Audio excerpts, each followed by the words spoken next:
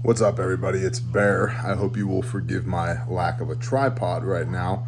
I'm up at Grandma's house, my wife's grandmother, for Sunday supper, and she brought out a treasure.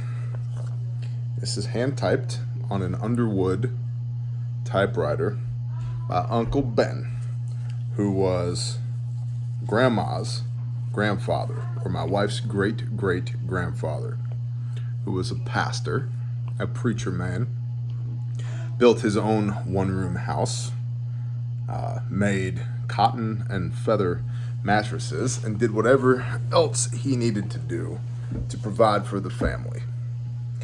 And what we have here are a couple of excerpts from messages that he preached about the good old days, circa the Great Depression.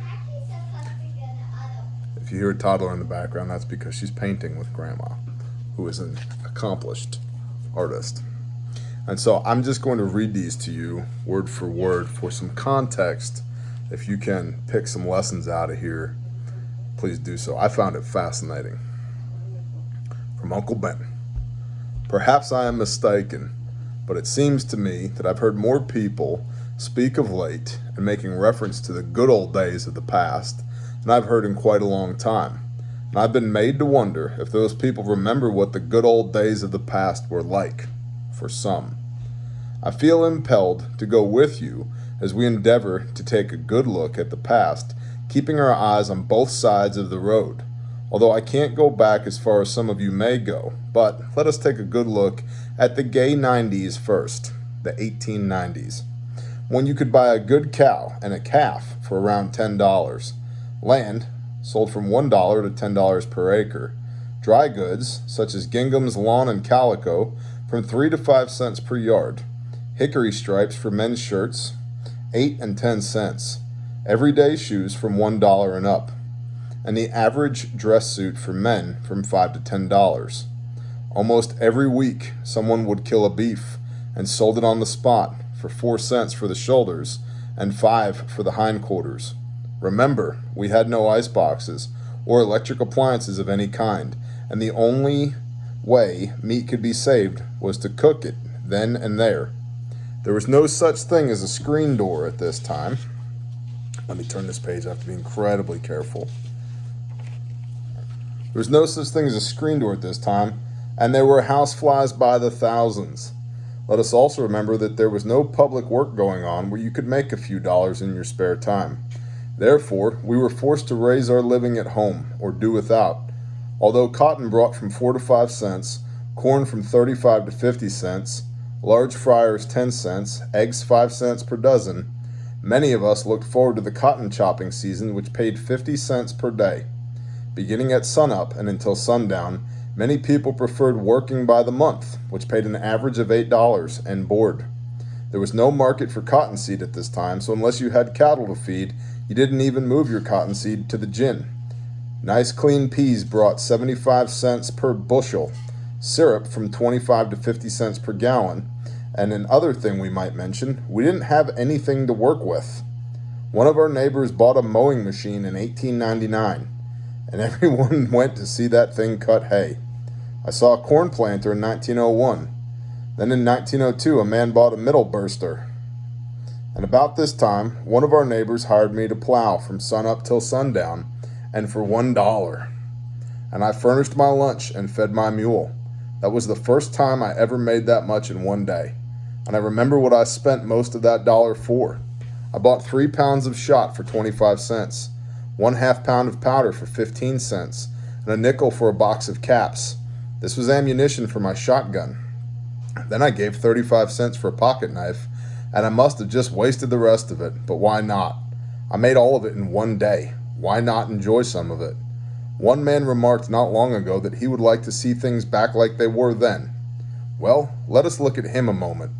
He's drawing $50 a week now for 40 hours, or $1.50 per hour, while back in those good old days he drew $3 a week, 12 hours a day at $3 for 72 hours of work.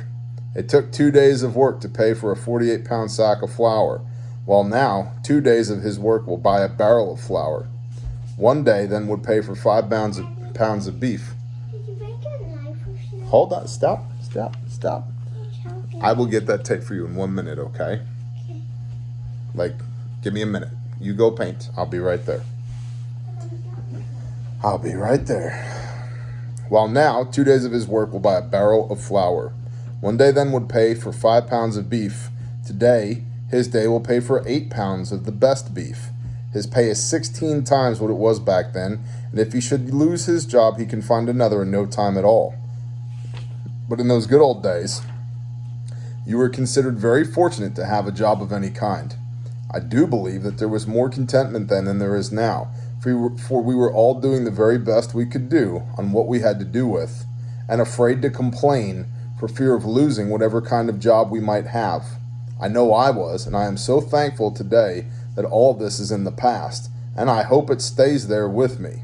It seems that we are wading up to our necks in the richest of God's blessing in a land flowing with milk and honey given to us by a loving God and for our good. We are using those blessings to put eternal destruction and crying to our eternal destruction and crying for the good old days that were filled with hardship, privation, hunger, and nakedness. And who knows, they may return. For our Bible tells us that there will be an era of time, of perilous times, such as the world has never known. But just before it, a time of plenty, so abundant that we will forget God. I sometimes wonder if America was not included in the agony of his soul, as he said, O Jerusalem, thou hast killest the prophets. How often I would have gathered you as a hen gathereth her chickens under her wing, and ye would not. Continued next week by O Uncle Ben. I've got that one too, which I dropped on the floor. Stand by. There we go. Like I said, impromptu video. Let's switch hands here. Well, here we are again with our eyes focused on the past, when we had 3 months of school in the winter and 2 in the summer, and there were no school buses, and the roads were so muddy we could not walk in them in wet weather, and some of us walked as far as 3 miles. But somehow, most of us learned to spell and read and figure. F-I-G-G-E-R, and figure. As we look forward to better days, let us also remember there were no cars, no telephones, no radios, televisions, or electricity. The only fuel we had for heating was coal or wood, and the palm leaf fan was our cooling device. All travel was by horse-drawn vehicles, but many people loaded their belongings on wagons and moved to Texas looking for better conditions, only to find them the same there as they had left. In the summer of '98, in August I think, we had an epidemic of yellow fever. We were at the Water Valley campground. My father was leading the singing when a man came walking up the aisle with his hands raised and announced that upwards of 100 people had been exposed. We were told to go home and be sure to stay there until freezing weather. At this instant, everyone just went mad, and words can't describe the consternation that followed, and we were quarantined until the first big freeze in November. At this time, the quarantine was raised, and we had the privilege of visiting again, or just going where we pleased. Then in January, we had a record freeze.